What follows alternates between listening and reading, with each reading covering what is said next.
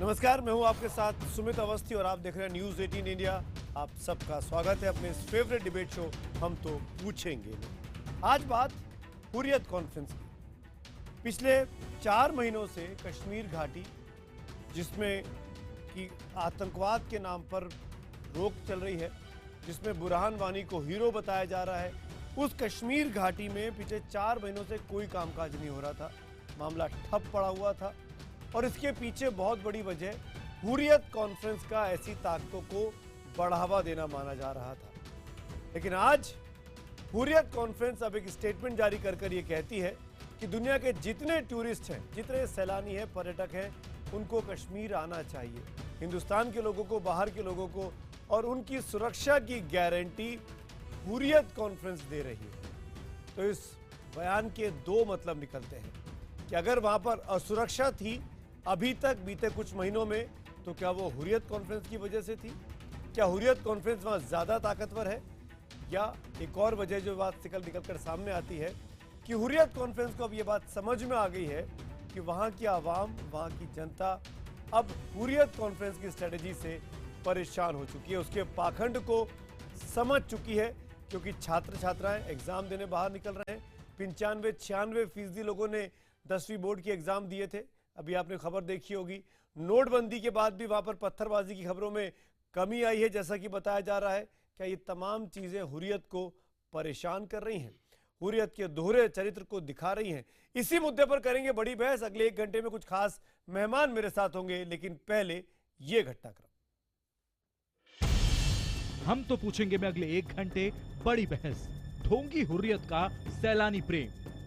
As far as the tourists and the pilgrims are concerned, they are always welcome here. They should not feel any kind of fear here. अलगाववादी नेताओं का ये पाखंडी चेहरा है।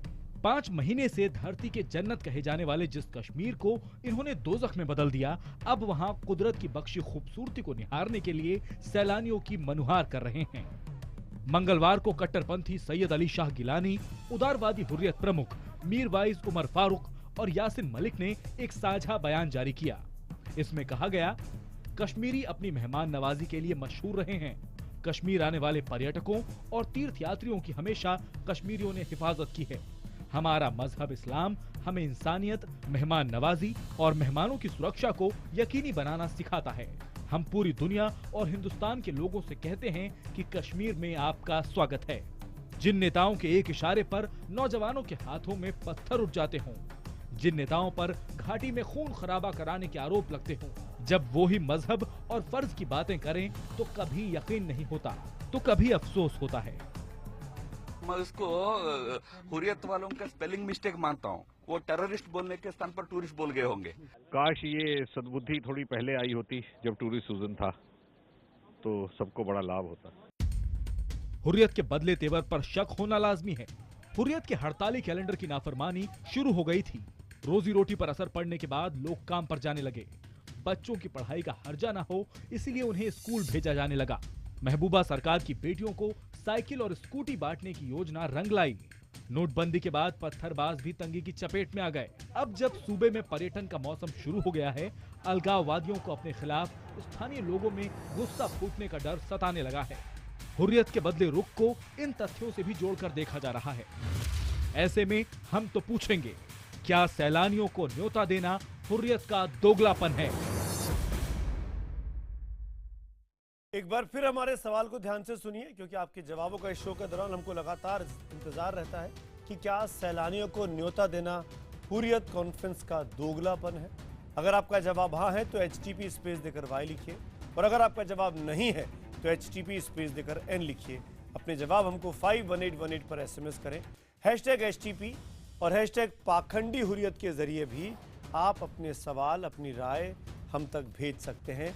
IBN खबर के ट्विटर हैंडल पर, माफ करिएगा, न्यूज़ 18 इंडिया के ट्विटर हैंडल पर और न्यूज़ 18 इंडिया के फेसबुक पेज पर हमको इंतज़ार रहेगा आपके सुझावों का, आपके सवालों का। शुरुआत करते हैं चर्चा की। सबसे पहले मेहमानों का मैं आपसे परिचय करा दूं। इस बड़े डिबेट में जो खास लोग मेरे साथ जुड़ रहे हैं, उसमें भारतीय जनता पार्टी के प्रवक्ता डॉक्टर संबित पात्रा मेरे साथ हैं, कांग्रेस पार्टी के वरिष्ठ प्रवक्ता मीम अफजल साहब मेरे साथ जुड़ रहे हैं, हमारे साथ शबनम लोन जी हैं जो कि वरिष्ठ वकील हैं, सुप्रीम कोर्ट में श्रीनगर से हमारे साथ लाइव हैं, और साथ में हमारे साथ 3 और ख़ास मेहमान हैं, उनका भी मैं परिचय बारी बारी से करा दूं। सबसे पहले राजा मुनीब हमारे साथ जुड़ रहे हैं जो कि सोशल एक्टिविस्ट हैं, कश्मीर में रहते हैं, आज हमारे साथ यहाँ दिल्ली में हैं। साथ में सुहेल बुखारी साहब हैं जो कि पीडीपी की सरकार के प्रवक्ता हैं, मीडिया सलाहकार हैं, और सुशील पंडित जी हैं, कश्मीरियों की हिंदुओं की आवाज़ कह लीजिए, सोशल एक्टिविस्ट कह लीजिए, जो पुरजोर तरीके से अपनी बात कहते आ रहे हैं, राजनीतिक विश्लेषक के तौर पर हमारे साथ हैं। सबसे पहले शबनम जी, मैं आप ही के पास आना चाहूँगा। हुर्रियत कॉन्फ्रेंस के इस बयान को आप किस तरीके से देखती हैं, जहां वो सैलानियों का वेलकम कर रहे हैं, यासीन मलिक, गिलानी साहब, शबीर शाह कि हुर्रियत हम चाहते हैं कि टूरिस्ट आएं। आपका इस बयान का आप क्या मतलब निकालती हैं शबनम लोन? मैंने भी आपकी तरह ये बयान यहाँ अखबार में पढ़ा है। मैं ये कह दूं कि ये लिटिल परप्लेक्सिंग, थोड़ा कंफ्यूजिंग है। एक तरफ से उन्होंने सही कहा, ये हमारी कश्मीर की सभ्यता है, हम लोग बड़े टॉलरेंट, इंक्लूसिव और प्लूरल लोग हैं, और हमें जो यहाँ वायलेंस हुआ है, जो यहाँ खून खराबा हुआ है, उससे बेहद तकलीफ पहुंची है हम लोगों को। हमारे बच्चे मर गए, हमारे बच्चे अंधे हो गए, और यहाँ पर ह्यूमन राइट्स वायलेशंस जो कुछ हुआ उसके लिए तो कोई मानने को तैयार है नहीं। लेकिन ये जो हुर्रियत ने ये स्टेटमेंट दिया, उनको एक्सप्लेन करना पड़ेगा। ये मैं आपके साथ एग्री करती हूँ, इट्स वेरी कंफ्यूजिंग। एक तरफ से तो यहाँ हड़तालें जारी हैं, और दूसरी तरफ से ये कहना कि सैलानी आएंगे और यहाँ पे टूरिस्ट आए, ये तो महबूबा मुफ्ती की तरह उन्होंने स्टेटमेंट दिया। महबूबा मुफ्ती भी यही कहती है कि भाई यहाँ खून खराबा तो हो रहा है लेकिन टूरिस्ट आए। आप देखिए यहाँ पे हर रोज किसी न किसी घर में किसी न किसी का बच्चा मर गया, यहाँ खून आंसू हैं, यहाँ पे मौत का तांडव है। अब इस मौत के तांडव में, इस कंफ्यूजन में शबनम मुझे जी, समझ नहीं आता है टूरिस्ट कैसे आएगा। ये बात तो टूरिस्ट जो हुर्रियत यहाँ कॉन्फ्रेंस आएगा, को वो समझ खुश में आनी होने चाहिए के ना। लिए। बीते 4-5 जी, महीनों बिल्कुल, मैं से आपके साथ एग्री कर रही हूँ। 4-5 महीनों से घाटी की क्या स्थिति है हम सब देख रहे हैं। हुर्रियत कॉन्फ्रेंस का एक बयान और नहीं मैं आया आपसे कहूं- कि हमको टूरिस्ट चाहिए। वो एजुकेशन का विरोध करते रहे, और मैं स्कूल आपसे- जलते रहे, उन्होंने उस पर कभी अपने बयान नहीं कहा। लेकिन आज जी, और आप अवस्थी साहब, आप बहुत सरप्राइज होंगे। मेरे पास मेरे किसी फ्रेंड ने मुझे महबूबा मुफ्ती का कुछ साल पहले का, 1-2 साल पहले का, जब वो चीफ मिनिस्टर नहीं थी, उनका उन्होंने मुझे ये एक बाइट भेजा है। आप हैरान होंगे कि महबूबा जी जो हैं वो हुर्रियत कॉन्फ्रेंस के हक में और स्टोन पेल्टर्स के हक में कितना बोल रही हैं। वो ये भी कह रही हैं कि कश्मीर में स्पेस नहीं है, ये बच्चे जो पत्थर मार रहे हैं, तो आप ये इनको कह रही हैं स्पेस दे दो पत्थर कि मारने की। महबूबा जी जैसे बदल गई हैं वैसे हुर्रियत बदल रही है। महबूबा जी जैसे अकोमोडेटिव हो गई हैं, बीजेपी के साथ सरकार चला रही हैं, देखिए एक क्या बात है, वैसे ही हुर्रियत अपनी गलतियों से सीख ले रही है? क्या आप ये कह रही हैं? देखिए सईद अली शाह गिलानी साहब की मैं बहुत कदर करती हूँ, लेकिन उनको एक्सप्लेन करना पड़ेगा। जो यशवंत सिन्हा साहब आए थे, ठीक है, तो उनके साथ उनकी क्या गुफ्तगू हुई, क्योंकि यहाँ ये कश्मीर में कश्मीर के माना जा रहा है कि शबनम जी, महबूबा मुफ्ती जो हैं वो शबनम जी, इसमें आप सबसे आगे थी। महबूबा यशवंत मुफ्ती पे सिन्हा जो भी हुर्रियत सवाल वालों खड़े से करेंगे मिले। उसके जवाब बुखारी साहब देंगे, मेरे साथ बैठे हुए हैं। लेकिन मैं इसके पहले कि आपके पास आऊँ, आप दोनों के पास, राजा मुनीब आप भी एक वॉइस हैं, कश्मीर की वॉइस है, मैं पहले आपसे बात करना चाहूँगा। जैसे कि शबनम जी ने कहा कि कन्फ्यूजन है इस बयान में, ये साफ करना पड़ेगा हुर्रियत कॉन्फ्रेंस को। मैं तो ये आगे बढ़कर एक लाइन बोलता हूँ, मैं सुबह से ये सवाल अपने सोशल मीडिया के हैंडल पर पूछ रहा हूँ, ज्यादातर लोगों की राय ये आ रही है कि हुर्रियत कॉन्फ्रेंस पाखंडी है, हुर्रियत कॉन्फ्रेंस का ये हिपोक्रेसी है, हुर्रियत कॉन्फ्रेंस जानबूझकर ऐसी बातें कर रही है क्योंकि आज की तारीख में घाटी में डिमोनेटाइजेशन हो गया है, नोटबंदी हो गई है, वहां के लोगों ने उनका साथ छोड़ दिया है, इसीलिए हुर्रियत कॉन्फ्रेंस अब ये अपने आप को मौजूद बनाए रखने के लिए इस तरह का बयान दे रही है कि वो टूरिस्टों के साथ है, वो आम जनता के साथ है। देखिए, जब हुर्रियत कॉन्फ्रेंस वायलेंस की बात करती है तो आप कहते हैं कि वो पाखंडी है। आज हुर्रियत कॉन्फ्रेंस नॉर्मलसी की बात कर रही है, आप फिर भी वही कह रहे हैं कि वो पाखंडी है। हुर्रियत का ये बयान है, ये थोड़ा सा कंट्रोवर्शियल है। कंट्रोवर्शियल इस सेंस में इसके दो मतलब निकलते हैं। जैसे आपने सही कहा, अगर तो हुर्रियत पीस की बात करती है और कहती है कि सैलानियों को वापस है, मेरे ख्याल से सबको इस चीज़ को वेलकम करना चाहिए। इसका मतलब है कि एक माहौल बना सकते हैं पीस का, और जो आने वाला वक्त है वो हम अच्छा बना सकते पिछले हैं। 5 महीनों में एक बार भी ख्याल नहीं आया। वही मैं कह रहा हूँ कि अगर 5 महीनों के बाद भी ख्याल आया, it's a welcome step. They should say sorry first. Don't That you is think? for them to say sorry first. I mean, that is what I'm saying. That is what I'm explaining. यहाँ दो चीज़ें हैं। एक तो हुर्रियत का ये है कि हुर्रियत का जो ये बयान है बड़ा क्लोज है, तो इस पे उनको थोड़ा अपने आप को खोलकर बताना पड़ेगा कि किस तरीके से बोल रहे हैं कि सैलानी वापस आने चाहिए, क्या क्या टर्म्स एंड कंडीशंस रहेंगी, क्योंकि इस वक्त वैली के हालात बिल्कुल नहीं, ठीक टर्म्स एंड नहीं। कंडीशन क्या होती है वैसे सैलानियों के आने की? कि आप Terms and आएंगे, आपको हुर्रियत conditions का कॉन्फ्रेंस मतलब अपनी है- गाड़ी में बैठा के घुमाने ले जाएगी, नहीं, terms and conditions sight seeing पे ले जाएगी। Sumit Awasthi ji, terms and condition का मतलब है आप मीडिया कवर नहीं करेंगी, उसका ये मतलब नहीं है कश्मीर में सब ठीक है। टर्म्स एंड कंडीशंस का मतलब है कि वहाँ पर अभी भी जो है हुर्रियत का कैलेंडर निकलता है। बिल्कुल। अभी भी ठीक है, तो ये कैलेंडर आप टूरिस्ट को कैसे लाएंगे जब आपके वहाँ हड़ताल है? आपने ये सवाल तो हुर्रियत ये- कॉन्फ्रेंस से पूछा? मेरे को जिन्होंने आज ये तो आप कहा। पूछ रहे हैं, मुझे नहीं पूछना। आपने तो मुझे टिप्पणी के लिए बुलाया, हुर्रियत को सवाल पूछने के लिए नहीं बुलाया। आपके एक रिपोर्टर का एक काम है, एक मेरा काम नहीं। कश्मीरी की कोशिश होनी नहीं चाहिए, कोशिश हुर्रियत मैं कॉन्फ्रेंस वही से कह रहा जाने हूँ, की। ये तो आपके रिपोर्टर का काम है ना, सवाल पूछना। नहीं, मेरा चार काम तो पांच- कर लूंगा मैं, आप मुझे मत हाँ, सिखाइए, तो लेकिन मैं कश्मीरी आवाम का क्या रोल होना चाहिए? ऐसी हुर्रियत कॉन्फ्रेंस के पीछे जाए जो 5 महीने में अपनी गलती को लेकर कुछ बोले नहीं, फिर अचानक से उसको टूरिस्ट सीजन की ख्याल आ जाता है, वो टूरिस्ट के पीछे अपनी वकालत करने लगती है। यहाँ तो आप ये कबूल कीजिए कि जो इलेक्टेड गवर्नमेंट है उसका कोई रोल नहीं है, और जो भी वहाँ है हुर्रियत चलाती है। यहाँ तो आप इस बात पे रहिए कि अगर आपको ये लगता है कि 5 महीने हुर्रियत ने वहाँ पर टोटल केओस मचाया और 5 महीने के बाद अगर वो टूरिज्म कह रहे हैं तो टूरिज्म चलेगा, इसका ये मतलब है कि आप एक इलेक्टेड गवर्नमेंट को अंडरमाइन कर रहे हैं। आप इलेक्टेड गवर्नमेंट को टोटली अंडरमाइन कर रहे हैं। यही बात महबूबा मुफ्ती जी ने भी बोली थी।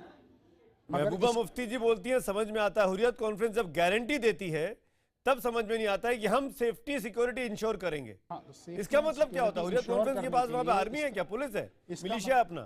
ये बात तो आप इलेक्टेड गवर्नमेंट से पूछिए ना, या आप मुझसे क्यों पूछ रहे हैं? फिर बुखारी जवाब देना चाहेंगे आप? एज अ इलेक्टेड गवर्नमेंट के मीडिया सलाहकार। देखिए, 2-3 बिंदु हैं जिन पे मैं बात करना चाहूँगा। शुरुआत शबनम जी ने जो कुछ कहा वहाँ से करना चाहूँगा। अब अक्रॉस द बोर्ड एक फैशन बन गया है, वही टीआरपी का मसला कि आपसे पूछा कुछ जाए, बजाय इसके कि आप सीधे जवाब दें, आप एक ऐसे शख्स का नाम लें जिसका नाम लेते ही आपकी टीआरपी बढ़ जाए। वरना आपका सवाल कुछ और था, महबूबा मुफ्ती जी को इसमें घसीटने का कोई मतलब नहीं बनता था। उनके रिलेटेड जितने सवाल हैं हम हैं यहाँ पे सारे ट्रांसपेरेंसी के साथ जवाब देने की कोशिश करेंगे, लेकिन एक एब्सोल्यूट जो मिसमैच था वो हमें साफ साफ दिखा। दूसरी चीज़ जो इस आज का स्टेटमेंट है हुर्रियत कॉन्फ्रेंस का, इसको लेकर मैं आपको एक बात बताना चाहूँगा। इनफैक्ट मैं पूरे देश जितने भी हमारे दर्शक हैं देख रहे हैं, एक एस्पेक्ट है हमको जो डिसाइड करना है और जो समझना है, वो ये है कि रेस्ट ऑफ द कंट्री और कश्मीर में कहीं ना कहीं एक कम्युनिकेशन का गैप हमेशा रहा है। हमारे लिए हमारा टूरिस्ट सिर्फ हमारी इकोनॉमी का एक स्तंभ नहीं है, बल्कि हमारा ये मानना है कि देश के जो बाकी हिस्से हैं उनका कश्मीर से जुड़ना, उसमें भी एक अहम भूमिका ये टूरिस्ट निभाता है। और ये आज की बात नहीं कि हुर्रियत कॉन्फ्रेंस ने कह दिया इसलिए सही है। हमारा ट्रेडिशन ऐसा रहा है कि हम मेहमान नवाज रहे हैं। इसी साल, हालांकि मीडिया ने बहुत ज़्यादा कवरेज नहीं दी, आपके टूरिस्ट एक शिकारे में बैठे थे, जो शिकारा है वो डूब गया। जो शिकारा चलाने वाला था बहुत ही गरीब फैमिली का इकलौता ब्रेड विनर अर्नर था, वो कूदा, पहले टूरिस्ट को बाहर निकाला, फिर टूरिस्ट ने इंसिस्ट किया कि अब हमारा बैग वहां रह गया है, उसको निकालिए। वो वहां बैग लाने गया और खुद डूब के मर गया, उसकी फैमिली रह गई। तो ये है हमारा सलूक टूरिस्ट के लिए। और इतने बुरे हालात में भी आपने जैसा खुद रिपोर्ट किया, हमने देखा 5 महीने बहुत बुरे हालात रहे, इसके बावजूद भी अमरनाथ यात्रा चलती रही। आपको कहीं से ऐसा नहीं बताया जाएगा कि उसमें कोई परेशानी है। यहाँ तक कि जब एक मैसिव एक्सीडेंट हुआ साउथ कश्मीर में, जो कि हब रहा इस पूरे टेंशन का, उन यात्रियों को भी वहां के लोकल निवासियों ने ही उठा के अस्पताल ले गए, 7 दिन तक उनके साथ रही है। हम नहीं कह रहे वो यात्री कह रहे मतलब हैं। हुर्रियत जो कह रही है वो ठीक कह रही है। देखिए, स्टेटमेंट की बात करें तो इसको तो वेलकम करना चाहिए, लेकिन साथ ही हमें यह भी देखना पड़ेगा कि सिर्फ लोगों को आमंत्रित करने से क्या उनके जहन में जो खौफ है वो खत्म हो जाएगा? कौन जिम्मेदार है इस खौफ के लिए? लोगों के मन में जो खौफ है इसके लिए कौन जिम्मेदार? देखिए, और हुर्रियत कॉन्फ्रेंस कितनी जिम्मेदार? देखिए, हम किसी पे उंगली उठा के बात नहीं करना चाहेंगे, क्योंकि कोई एक ऐसा मामला नहीं कि कोई एक शख्स जिम्मेदार हो। हम पहले से कहते आ रहे हैं कि जिस तरह की स्थिति बनी है, ये कोई आज का मसला नहीं कि स्विच ऑन और ऑफ हो गया, इसके चक्कर में ये सब हुआ। ये एक हिस्टोरिक बैकग्राउंड, बुरहान वानी के पीछे पूरे की पूरी हुर्रियत कॉन्फ्रेंस खड़ी रही, पूरे के पूरे अलगाववादी नेता खड़े रहे, पाकिस्तान खड़ा रहा, पाकिस्तान के आतंकवादी खड़े रहे। कभी हुर्रियत कॉन्फ्रेंस ने नहीं कहा कि टूरिज्म होना चाहिए। बीते 4-5 महीनों, मेरा सवाल आपसे पंडित जी, बीते 4-5 महीनों में अचानक ऐसा क्या होता है कि हुर्रियत कॉन्फ्रेंस को लगता है कि अब गियर चेंज किया जाए, थोड़ा सा रिवर्स में ली जाए गाड़ी को और फिर निकलने की जगह बनाई जाए? क्यों हुर्रियत कॉन्फ्रेंस बैकफुट पे खेल रही है आज? देखिए, कश्मीर की अर्थव्यवस्था को जो चोट पहुंची है और वहां के लोगों का जो नुकसान हुआ है, उसने अब काटना शुरू किया है। और नोटबंदी के बाद ये थोड़ा बढ़ गया है। हुर्रियत के गले पड़ गए हैं लोग कि अब हमारे अगले 5-6 महीने कैसे कटेंगे। बर्फ पड़ेगी। ये सीजन लीन सीजन होता है टूरिस्ट का। हालांकि सर्दियों में भी टूरिस्ट आता है, लेकिन समर सीजन जो है वो मेन सीजन है, उसमें आपने सत्यानाश कर दिया है। अब इस सीजन में आप कैसे गुजारा चलाएंगे, क्योंकि साल भर की कमाई इन 2-4 महीनों में होती थी। बिल्कुल। तो अब हुर्रियत के गले पड़ गई है ये मुसीबत कि किसी तरह उन लोग जो तनख्वाह वाले लोग हैं, उनके तो दफ्तर बंद भी रहे हो तो तनख्वाहें चलती रही हैं, लेकिन जिनको तनख्वाह बंदी बंधाई नहीं मिलती है, जो सरकारी नौकर नहीं है, वो क्या करेंगे? तो आज उन्हें इस बात का एहसास हो रहा है कि अब क्या किया जाए। लेकिन कमाल की बात यह है कि ये दोगलापन सिर्फ पर्यटकों को लाने ले जाने वाला नहीं है। आपने एक बात शायद इसमें नजरअंदाज की हो कि वो तीर्थ यात्रियों को भी कह रहे हैं कि यात्रा पे आइए। बिल्कुल। आपने घाटी से हिंदू साफ कर दिए, लेकिन आपको उन तीर्थ यात्रियों के पैसे चाहिए जिनके बेसिस पर आपकी पूरी मईशत चलती है, आपका खर्चा चलता है, आपका रोजगार चलता है, आपकी इकोनॉमी चलती है। लेकिन आपको वो वर्ग नहीं चाहिए, वो समुदाय नहीं चाहिए। उनके आने पर आप शर्तें लगाते हैं कि वो किन शर्तों पे लौटेंगे, लेकिन आपको उनसे पैसे चाहिए, उनका तीर्थ चाहिए, उनका तीर्थ का पर्यटन चाहिए, मीम अफजल साहब, उनकी इकोनॉमी चाहिए। राइट। ये कमाल की बात है। मीम अफजल साहब, आपका रिएक्शन हुर्रियत कॉन्फ्रेंस के इस बयान को आप किस तरीके से देखेंगे? क्या ये उनका दोगलापन है? संबित पात्रा, फिर आप जवाब दीजिएगा सबकी बात सुन के।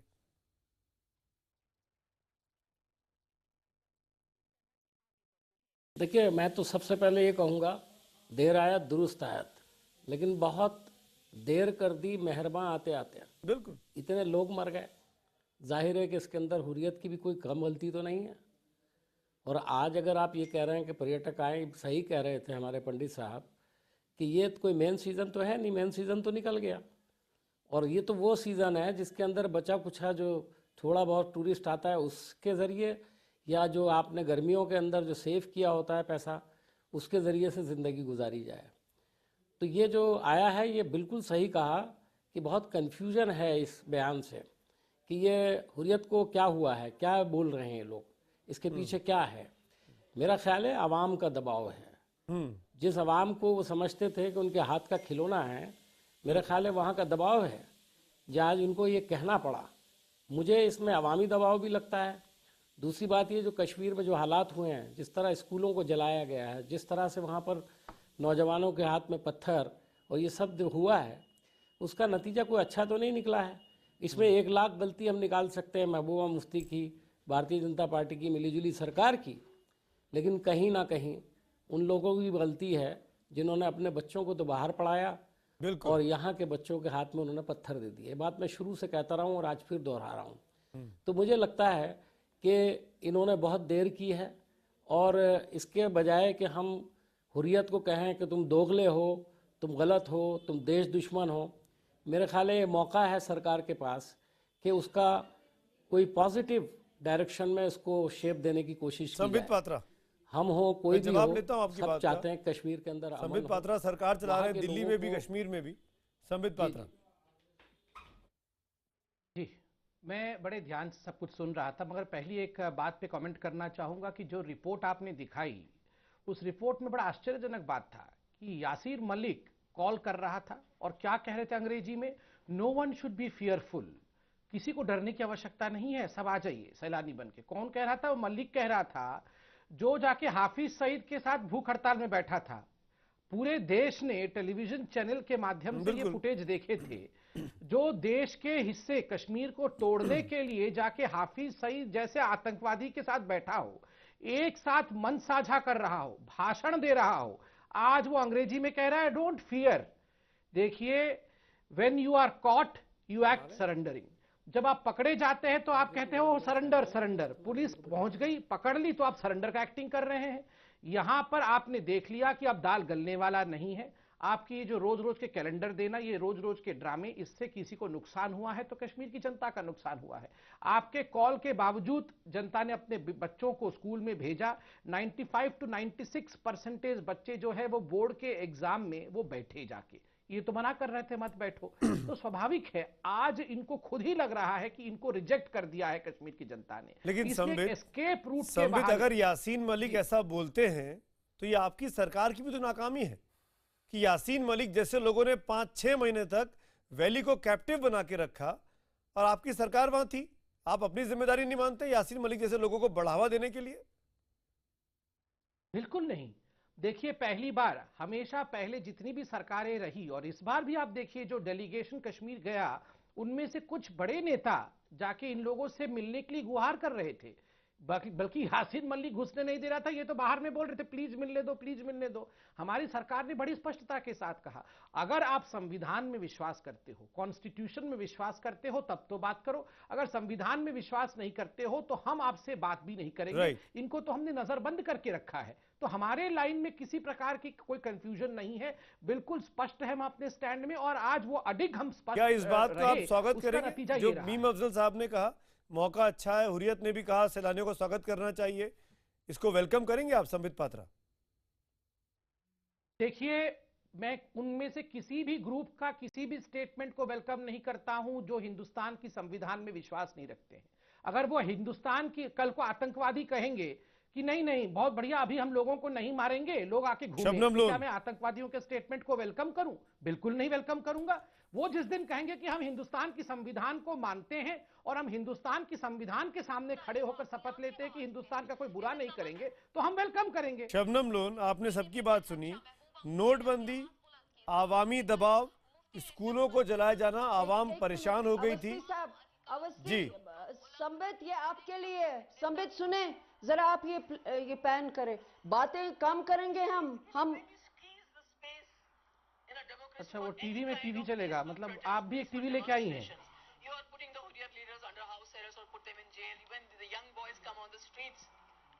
शबनम लोन, ये सुना हुआ है महबूबा मुफ्ती का बयान जो आपने कहा मुझे अभी। सुनिए ना, सुनिए मेरी बात सुनिए।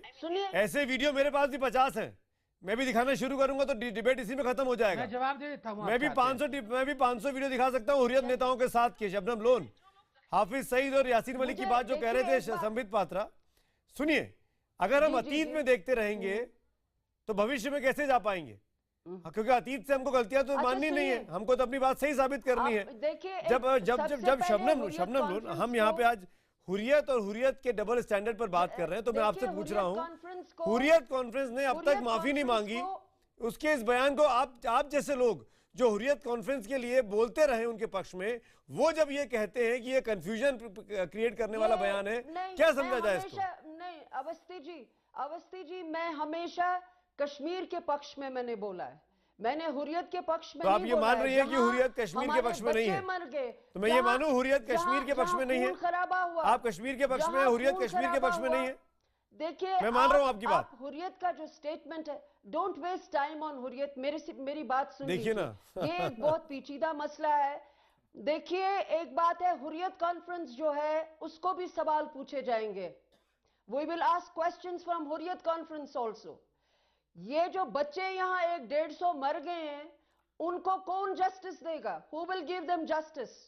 ये दूसरी बात ये है, आज मैं अपने बाकी पैनलिस्ट से मैं तुम्हारी ही बात कर रही हूँ। नहीं, पिछले 30-40 साल में आपने किसको जस्टिस दे दिया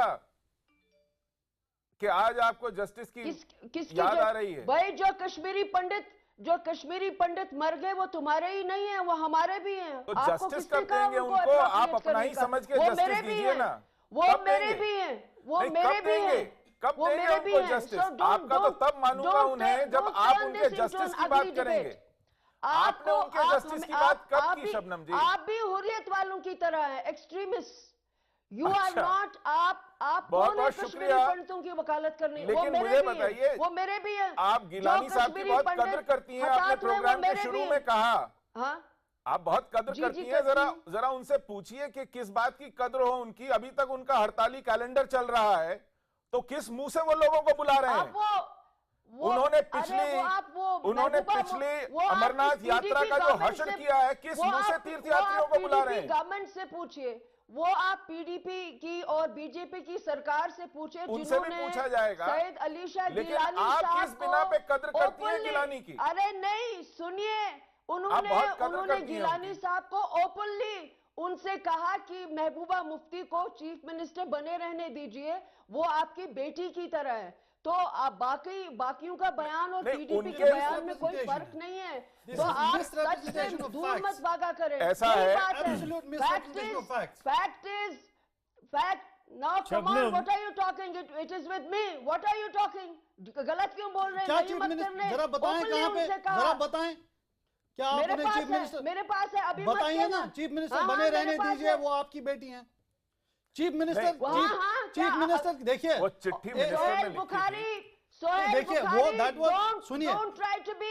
don't try to say something नहीं, that is शबनम, wrong. आप मैं ठीक कह कभी रही कोई हैं। गलत बात नहीं आप कहती। उस सुनिए, चिट्ठी का भी मेरे जिक्र पास कीजिए है, जो सुनिए, महबूबा ने सुनिए, खुद लिखी थी देखिए, गिलानी को। अवस्थी देखिए। साहब, ये झूठ बोल रहा है, सोहेल बुखारी झूठ बोल रहा है। सुनिए, और वहाँ आप शबनम जी, दिल्ली में बैठ आपका- के, दिल्ली शबनम में जी, आपका बैठ हो के गया तो Suhail you are Suhail trying जवाब to- देंगे। आपने एक बड़ा एलिगेशन लगाया सुहेल पे, लेट हिम रिस्पॉन्ड। सुहेल, देखिए, दो तीन चीजें एकदम साफ होनी चाहिए। हमारा प्रॉब्लम यही है कि समहाउ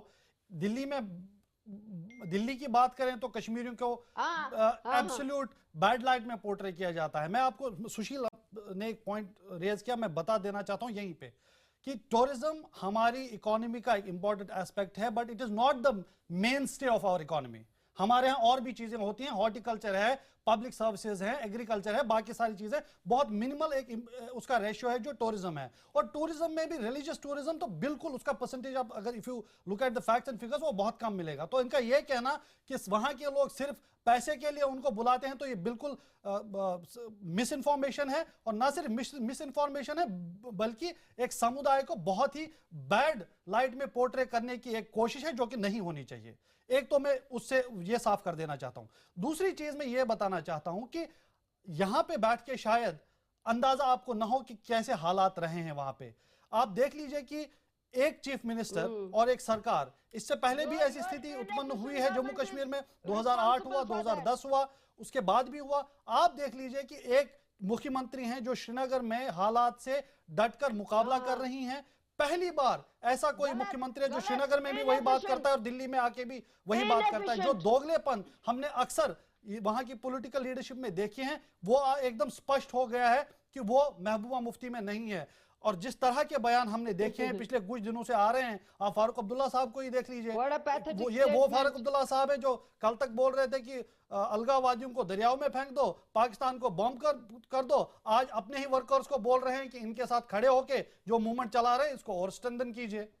तो ऐसे हालात में जहां आपके यहाँ ऐसी पॉलिटिकल लीडरशिप और वॉइसेस हैं, राजा मुनीब, उनसे झेलते हुए आपने देखा है कि एक चीफ मिनिस्टर डट के खड़ी रही हैं, बजाय इसके कि आप उसको अप्रिशिएट करें। It's not a great idea कि आप उसको राजा मुनीब, आप मानेंगे इस बात को जो सुशील जी, मैं आता हूं क्या राजा मुनीब, आप मानेंगे जो बात सुहेल बुखारी कह रहे हैं सुहेल बुखारी महबूबा जी के बारे में, फारूक अब्दुल्ला के बारे में? एक मिनट, जो सुहेल बुखारी जी ने जो बात कही है काफ़ी हद तक सही है।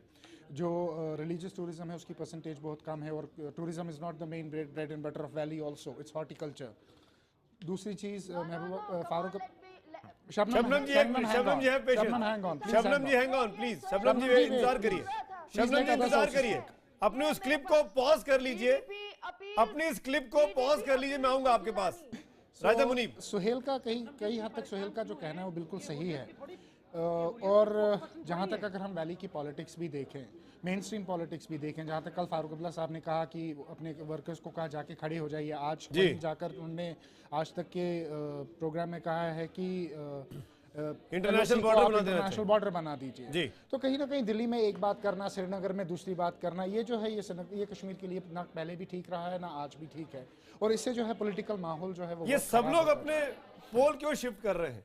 चाहे हुर्रियत कॉन्फ्रेंस हो, चाहे फारूक अब्दुल्ला हो, वोट बैंक पॉलिटिक्स, चाहे शबनम लोन हो, आज vote bank politics, very simple, vote bank politics. जी, मैंने कोई गोल शिफ्ट नहीं किया, बिल्कुल। शबनम जी आप कर रही हैं, शबनम जी आप कर रही हैं, मैं तो आपके मुंह पे बोल रहा हूँ, आप कर रही हैं। आपने शुरू में कहा कि आप सैयद अली शाह गिलानी की बहुत इज्जत करती हैं, और फिर उसके बाद आप उनको डिफेंड नहीं कर रही हैं। जब सुशील पंडित ने आपसे सवाल पूछे, आपने एक जवाब नहीं दिया गिलानी जी के बारे में, आप सीधे महबूबा मुफ्ती पे आ गई, तो आप भी तो गोल पोस्ट शिफ्ट कर रही हैं। नहीं, I can't listen to you. मैं सुनिए ना, मैं शबनम जी मेरे पास ही 50 कागज रखे हैं, मेरे पास ही 50 कागज रखे हैं, खोल के सबको पढ़ के सुनाने लगूंगा तो डिबेट हो जाएगा। शबनम जी आप अपनी बात को तर्कों के साथ रखिए। ये चीज बताइए Shabnam ji I can't let you hijack this debate please. Shabnam ji, आपने कहा कि आप गिलानी साहब की इज्जत करती हैं, आप गिलानी साहब को ये क्यों नहीं कहती कि कश्मीर के आवाम से माफी मांगिए, कश्मीर के आवाम से माफी मांगिए। 5 महीनों से कश्मीर को कैप्टिव किया हुआ है। तहजीब है, हमारी सभ्यता है, हम अपने बड़ों का बहुत आदर करते हैं, और आप वहां पर हमको हमारी तहजीब और सभ्यता से हटाने की कोशिश मत करें। इसमें कैसी तहजीब, इसमें कैसी सभ्यता? जब आप इसको तहजीब मानती हैं, आप इसको तहजीब मानती है कि कश्मीर की आजादी पहले शिक्षा के स्कूल भले ही चलने दो, स्कूलों में भले ही हड़ताल रहने दो, बच्चों को भले ही अनपढ़ बना रहने दो, ये तहजीब है, ये तहजीब है, क्या आप ये तहजीब है? आप इनोसेंट को मारेंगे और उसके बाद आप अचानक आज कहेंगे कि सैलानियों को बुलाओ, सुरक्षा की गारंटी हम देते हैं। अरे पाकिस्तान को तो मुफ्ती साहब ने कहा था ना शुक्रिया, पाकिस्तान को तो पीडीपी के मुफ्ती साहब ने कहा था शुक्रिया, यहाँ पे इतने अच्छे हमारे आपने यहाँ पे इलेक्शन। देखिए, अब आप हुर्रियत को डिफेंड कर रही हैं, आप हुर्रियत को लगातार डिफेंड कर रही हैं, मैं फिर से अंडरलाइन कर रहा हूँ। सुनिए सुमित, ये एक ऐसा मुद्दा है जिसको सुनिए शबनम जी ने ये पॉइंट उठाया, अब हम थक गए हैं इस स्टेटमेंट का प्रॉपर कॉन्टेक्स्ट देते देते, क्योंकि सुनिए और एक बार फिर हम ये कोशिश करेंगे और इस उम्मीद के साथ कि वंस फॉर ऑल ये डिबेट क्लोज हो जाए। शबनम जी नहीं होने देंगे। देखिए, कुल मिला के बात ये है, जवाब देना शबनम जी, यहाँ पे जो मेरी एक बात सुन लीजिए, बच्चे मर गए, अब बोलिए, एक मोटी बात सुनिए। कश्मीर में जो भी पॉलिटिकल डिवाइड है बड़ा फिक्टिशियस है, बहुत सतही है। अगर फारूक अब्दुल्ला 2 दिन पहले हुर्रियत के साथ खड़े होने की बात करते हैं, तो 2 महीने पहले महबूबा मुफ्ती चिट्ठी लिख करके कहती हैं कि आइए इस डेलीगेशन से मिलिए।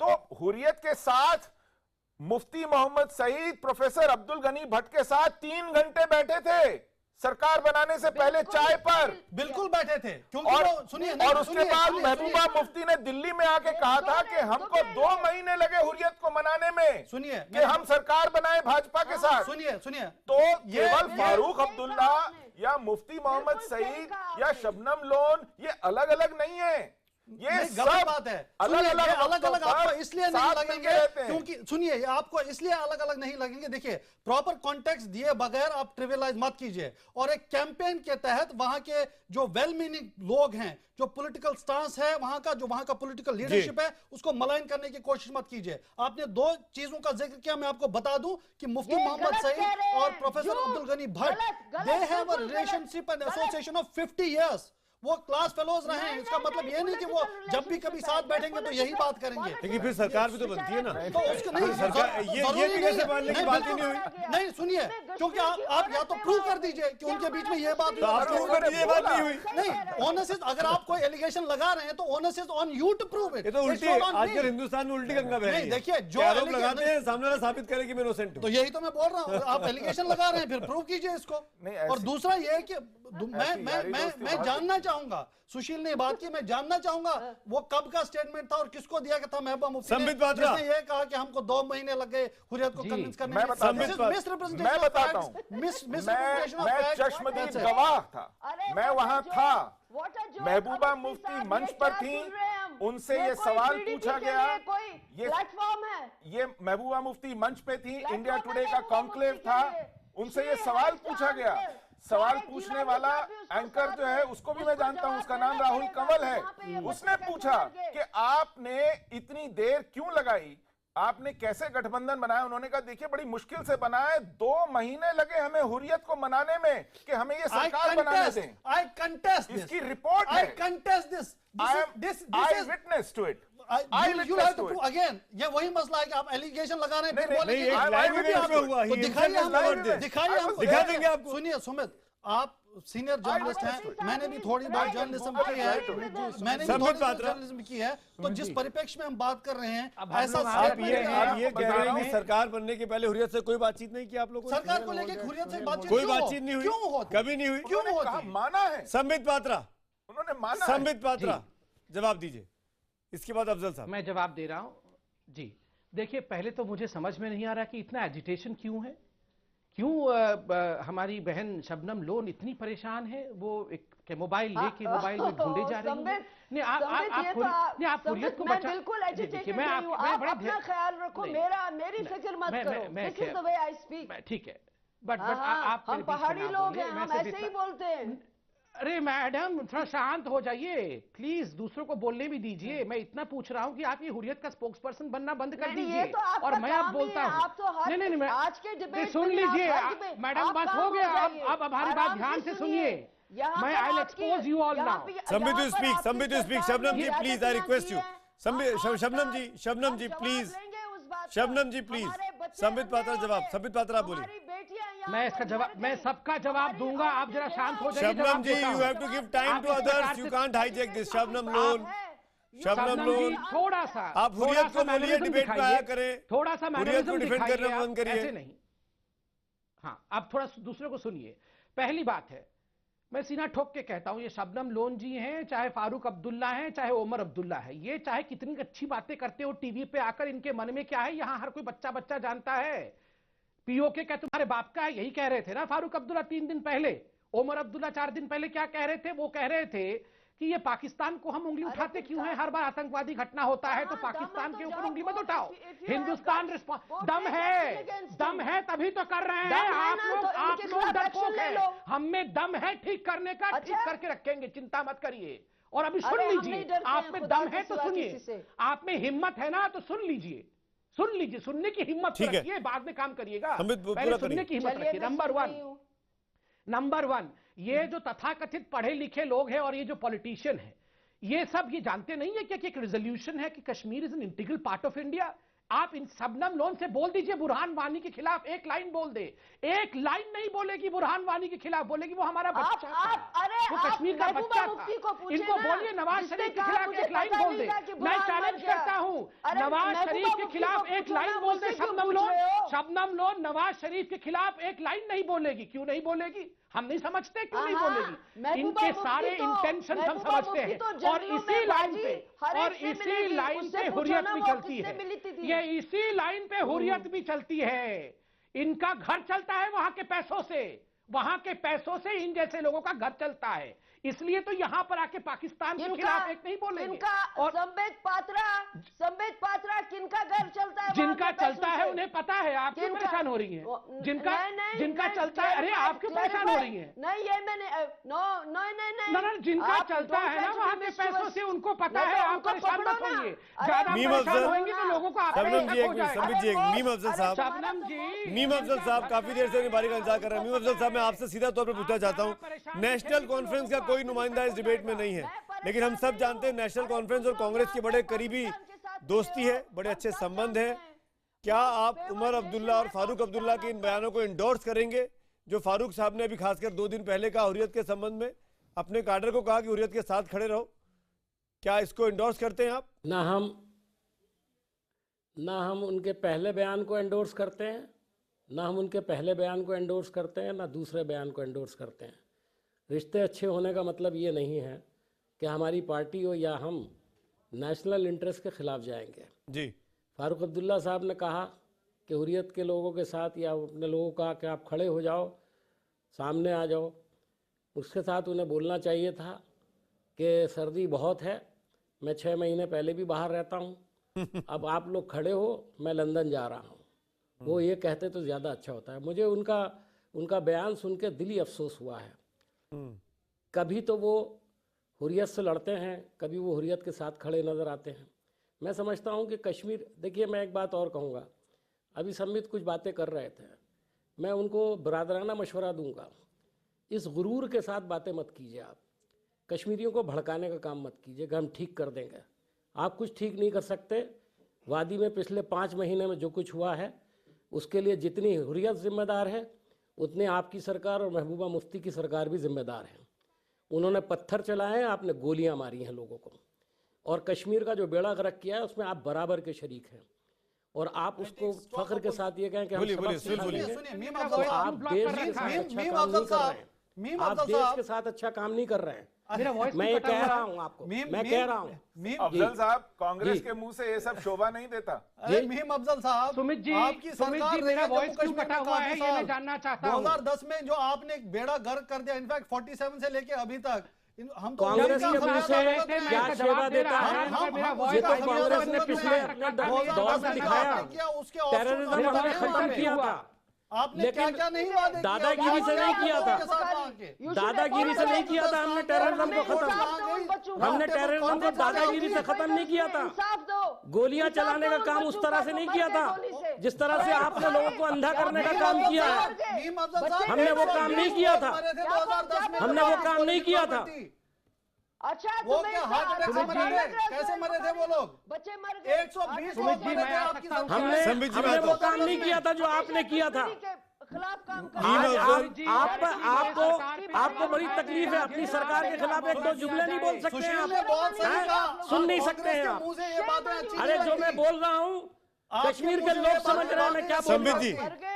जो मैं बोल रहा हूँ कश्मीर के लोग समझ रहे हैं क्या है। अफजल साहब, देखिए कश्मीर के लोगों के साथ जो बीता बीते 70 सालों में बच्चे मर गए हैं, वो सब जानते हैं, और उनसे अधिक किसी ने नहीं झेला है, चाहे वो कश्मीरी पंडित हो, चाहे कश्मीर में आज की तारीख में रहने वाले कश्मीरी लोग हो। कश्मीरी मुसलमानों की बात कर रहा हूँ स्पेसिफिकली में। 70 साल का ये सब जानते हैं कि कहां किसने गलतियां की और क्या हम किस चीज का खामियाजा उठा रहे हैं, और किन लोगों ने इस मौके का फायदा उठाया है। हुर्रियत जैसे लोग, हुर्रियत जैसी ताकतें। संबित पात्रा कुछ बोलना चाह रहे हैं क्योंकि आपने लिगेशन लगाया बीजेपी पर।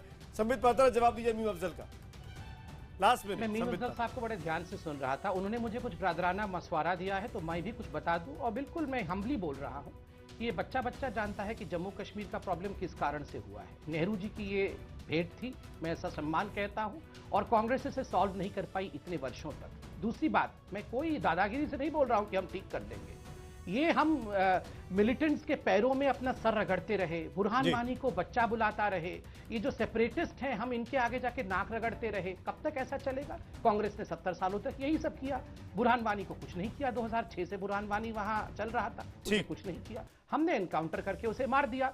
आप इसे एरोगेंस मत समझिए, आप इसे स्टेट की संबित जी, मीम अफजल साहब, मेरे पास वक्त की कमी है, माफी चाहूंगा तमाम पैनलिस्ट का। मैं शुक्रिया अदा करूंगा इस डिबेट को पे पार्टिसिपेट करने के लिए।